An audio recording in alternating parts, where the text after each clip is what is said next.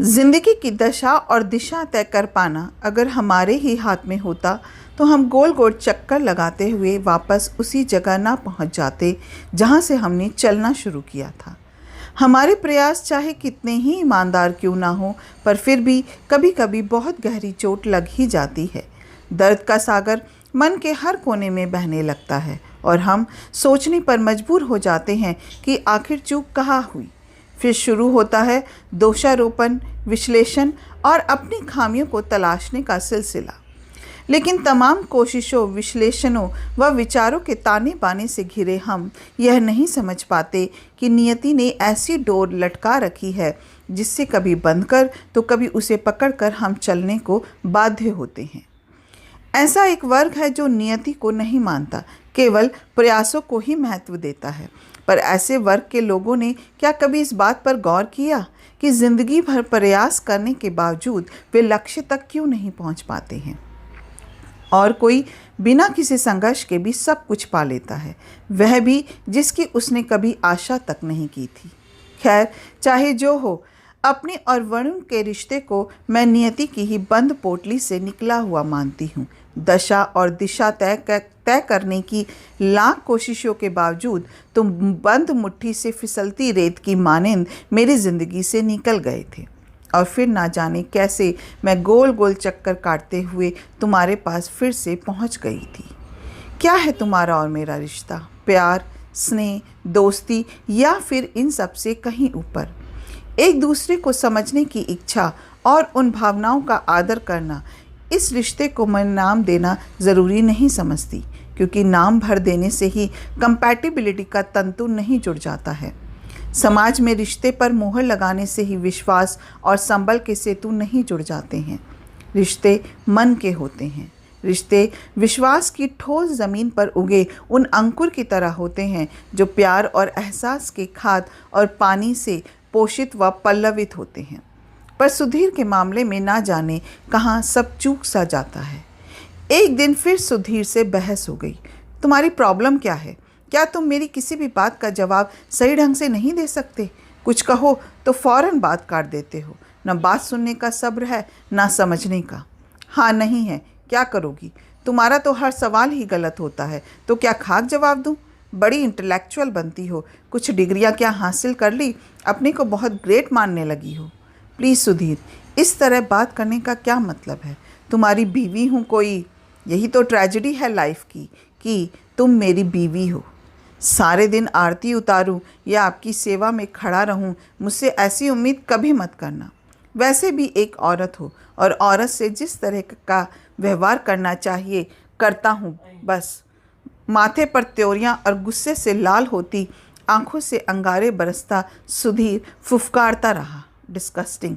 ना जाने कौन सी सामंतवादी सोच के बीज तुम्हारे अंदर रोपे गए हैं जो तुम अपनी संकीर्ण सोच के दायरों से बाहर आ ही नहीं पाते हो। तुम खुद भी तो शिक्षित हो, पर हर समय मेरी पढ़ाई और पद को लेकर ताना क्यों मारते रहते हो? मैं ऐसा ही हूँ और तुम्हारे लिए अपने को बदलने से रहा। 4 पैसे क्या ज़्यादा कमाती हो, दिमाग ही खराब रहता है।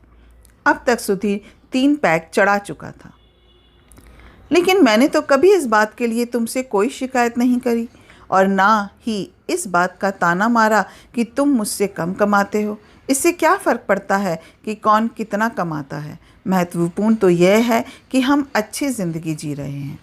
सुधीर ने ना जाने क्यों अपने मन में हीन भावना पाल रखी थी। चुप हो जा, वरना मेरा हाथ उठ जाएगा। मुझे लग रहा था कि अगर कुछ देर और मैं सुधीर के सामने खड़ी रही तो मेरे शरीर पर अनगिनत कांटे उगाएंगे। मैंने अपने कमरे में आकर दरवाज़ा बंद कर लिया। फिर से मन दुखी हो उठा। वर्षों हो गए हम दोनों को अलग अलग सोते हुए। शायद सुधीर से बात करना ही मेरी सबसे बड़ी गलती है। जो संवादहीनता उनके बीच कायम है, उसे तोड़ने की नाहक ही कोशिश करती हूँ मैं। हालांकि इस तरह की बहस कोई पहली बार नहीं हो रही थी, फिर भी हर बार मैं उसी आशा से सुधीर को समझाने की कोशिश करती हूँ कि शायद इस बार तो मैं उसे उसकी रूढ़िवादी सोच और कड़वाहट के जंगलों से बाहर निकाल लाऊंगी। मन में विरोधाभास दस्तक देने लगे थे। अगर तुम्हारा और मेरा रिश्ता नियति की झिर्रियों को चीरती रोशनी से खिला है, तो क्या सुधीर और मेरा रिश्ता भी इसी नियति ने सींचा है, पर शायद अंधेरों की परत उस पर चढ़ाकर। तभी तो हम दोनों के बीच कंपैटिबिलिटी नाम मात्र को भी नहीं है, शादी के 15 सालों बाद भी नहीं। और शायद यही सबसे बड़ी वजह रही होगी जो मेरे अंदर आज तक सुधीर के प्यार का अंश नहीं आ सका है। प्यार, लेकिन हम दोनों के बीच प्यार का पौधा खिला ही कहाँ था। कभी एक संगति बन ही नहीं पाई। इस पूरी सृष्टि में संगति ही वह सच है जो मानव हो या जीव जंतु या फिर पेड़ पौधे, उन्हें एक लय देती है। संगति ना हो तो भूमि बंजर रह जाती है, कलियां फूल नहीं बन पाती, पेड़ ठूठ से खड़े अपनी ही नुकीली टहनियों के दर्द को सहने के लिए बाध्य होते हैं। संगीत में अगर प्रत्येक वाद्य यंत्र सुर ताल लय में संगति ना हो तो मधुर स्वर में गाया गीत भी कानों को चुभने लगता है। जल तरंग का बजना संगति ही तो है। जब प्रकृति में संगति का इतना महत्व है तो मानव इससे किस तरह अछूता रहकर रिश्तों को एहसासात के साथ जी सकता है। ज़्यादा सोचा मत करो पल्लवी। कभी कभी कुछ चीज़ें वक्त पर छोड़ दी जाए तो भी समाधान निकल आते हैं। हो सकता है सुधीर को भी एक दिन अपनी भूल का एहसास हो जाए और तुम्हारे प्रति उसके मन में वही पुराने एहसास जग जाए। वरुण हमेशा की तरह उस दिन भी मुझे समझा रहा था। वरुण की आंखों में झांका था मैंने। कितनी सच्चाई है, कोई छल नहीं। कितनी सहजता से वह मेरे मन के भावों को पढ़ मेरी पीड़ा को बांटने की कोशिश करता है। जब भी मैं उसके साथ होती हूँ तो ये लगता है कि मैं एक घनी मजबूत बरगद के साए में बैठी हूँ, निश्चिंत, सुरक्षित और बहुत खुश। तुम्हें लगता है कि ऐसा हो सकता है? सुधीर एकदम रफ टफ है। उसे तराशने का प्रयास करते करते मैं थक चुकी हूँ। अगर तुम्हारा साथ ना होता तो अब तक तो मैं किसी वीराने में गुम हो गई होती। सुधीर और मेरे बीच कंपैटिबिलिटी कभी डेवलप हो ही नहीं सकती है। अच्छा, मुझे एक बात का मतलब समझाओ। मैंने पाक की सीढ़ियाँ चढ़ते चढ़ते पूछा। पैर में साड़ी उलझने के कारण मैं लड़खड़ा गई कि तभी वरुण की मजबूत बाहों ने मुझे थाम लिया। केयरफुल पल्लवी, संभलो। हर समय मैं नहीं हो सकता तुम्हारे पास तुम्हें संभालने के लिए। उसकी जिसके साथ कंपैटिबिलिटी होती है उसका साथ हमेशा के लिए क्यों नहीं मिलता? नियति हमेशा गलत आदमी को ही हमारे लिए क्यों नहीं मिलता? नियति हमेशा गलत आदमी को ही हमारे लिए क्यों चुनती है? जैसे सुधीर को मेरे लिए और पूनम को तुम्हारे लिए।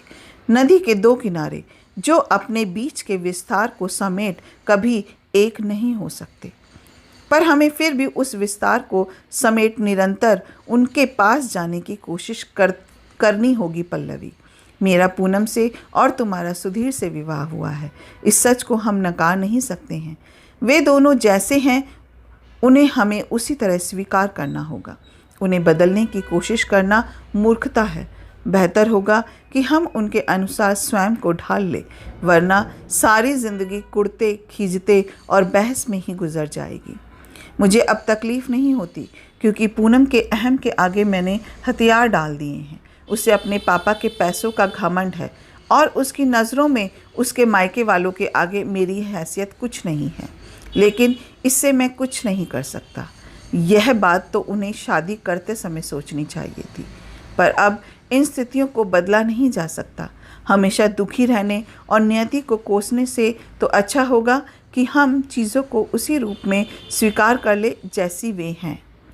तुम ऐसा करोगी तभी खुलकर सांस ले पाओगी पल्लवी। लेकिन क्या यह समझौता करने जैसा नहीं हुआ? समझौते में खुशी व प्यार कहाँ होता है वरुण?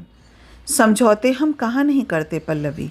अपने ऑफिस से लेके सड़क, बाज़ार, बस, ट्रेन, यहाँ तक कि अपने पड़ोसियों, रिश्तेदारों और मित्रों के संग हर जगह, हर मोड़ पर तो हम समझौता करने को तैयार रहते हैं, वह भी सहज। फिर उस रिश्ते में समझौता करने में कैसी तकलीफ़ जिसे जीवन भर जीना है? अन्य कोई विकल्प हो तो? वरुण ने अपनी बात अधूरी ही छोड़ दी। शायद वह मुझे और पसोपेश में नहीं डालना चाहता था। मैं तुम्हारी तरह मजबूत नहीं हूँ वरुण, शायद तभी सुधीर की सोच के साथ तालमेल नहीं बिठा पा रही हूँ। उसके साथ संगति का कोई भी छोर पकड़ना मेरे लिए मुमकिन नहीं हो पा रहा है। आखिर क्यों तुम मेरी ज़िंदगी से दूर चले गए थे, और चले ही गए थे तो वापस क्यों लौटे? कम से कम मैं तुम्हारी यादों के साथ ही जी लेती। जब जब तुम मेरे सामने हो तो सुधीर को अपनाना और मुश्किल हो जाता है मेरे लिए। मेरी बेबसी, मेरा दर्द आंखों में नमी बन झलकने लगता है। तुम चाहती हो तो मैं हमेशा के लिए तुम्हारी ज़िंदगी से दूर चला जाता हूँ। इस बार तुम गए ना तो इस हारी और टूटी पल्लवी की जगह उसकी मौत की ही खबर सुनोगे। खबरदार, जो बकवास की एक चपत लगाऊंगा तो होश ठिकाने आ जाएंगे। हम दोनों कहीं भी रहे हमेशा साथ रहेंगे। हमें तो एक दूसरे को विश्वास का वह आधार देना है जिससे हमारे वैवाहिक जीवन की नींव खोखली ना हो। अगर थोड़ा रोमांटिक अंदाज में कहूँ तो हम दोनों के सुर ताल मिलकर ही तो लय को ठीक रखने में मदद करते हैं।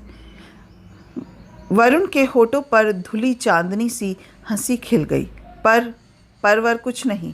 इस बात का हमेशा ख्याल रखना कि जब किसी के सुर बिगड़े होते हैं तो उन्हें ठीक करने के लिए ऐसे इंसान की मदद ली जाती है जिसकी लय सही हो।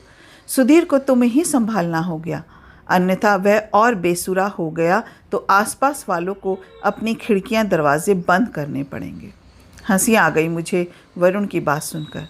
अब मुझे समझ आ रहा था कि क्यों मैं गोल गोल चक्कर काटते हुए एक बार फिर से उसके पास पहुंच गई थी। ज़िंदगी के सही और गलत के बीच में क्या है, और जो सही है वो सही क्यों नहीं लगता, और जो गलत है वो सही क्यों नहीं लगता? सही और गलत का फैसला आखिर कौन करता है? उम्मीद करती हूँ आपको ये कहानी पसंद आई होगी। अभी तक अगर आपने चैनल को सब्सक्राइब नहीं किया है तो प्लीज़ मेरे चैनल को सब्सक्राइब कीजिए। फिर जल्दी ही मिलेंगे एक नई कहानी के साथ। Thank you so much.